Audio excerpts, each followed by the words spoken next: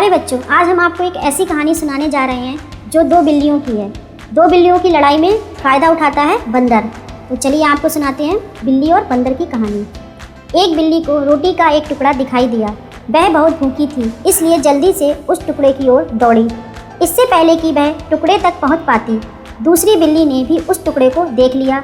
वह टुकड़े के नज़दीक ही खड़ी थी, इसलिए उसने लपक कर रोटी के टुकड़े को उठा लिया। इस बात पर दोनों बिल्लियां लड़ने लगीं।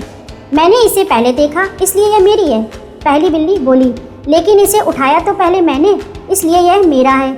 दूसरी बिल्ली जोर से म्याऊं कहकर बोली, मेरा है, नहीं मेरा है, नहीं मेरा है। एक दूसरे में इसी बीच लड़ाई होने लगी और इस तरह वह जोर जोर से चिल्लाने और झगड़ने लगी। यह शोर छत पर बैठे एक बंदर ने सुना। वह नीचे उतरा और बिल्लियों से बोला, बिल्लियों तुम लड़ो नहीं, मैं तुम्हारी मदद करता हूँ।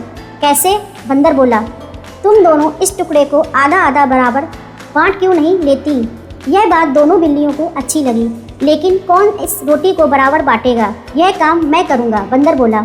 उसने रोटी हाथ में ली और दो हिस्सों में तोड़ दी, लेकिन एक टुकड़ा थोड़ा सा बड़ा और दूसरा टुकड़ा थोड़ा सा छोटा था। बंदर बोला, इन दोनों को बराबर करना ही होगा, नहीं तो तुम दोनों फिर से लड़ने लगोगी। यह कहकर उसने बड़े टुकड़े में से एक भाग तोड़कर खा लिया।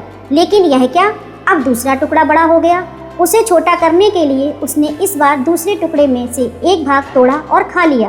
अब परेशानी यह हुई कि पहले वाला टुकड़ा बड़ा हो गया, तो उसने अब पहले वाला टुकड़ा लिया और उसमें से थोड़ा सा खा लिया। बिल्लियां चुपचाप खड़ी है देख रही थी और बंदर को कुछ भी नहीं कह पा रही थी।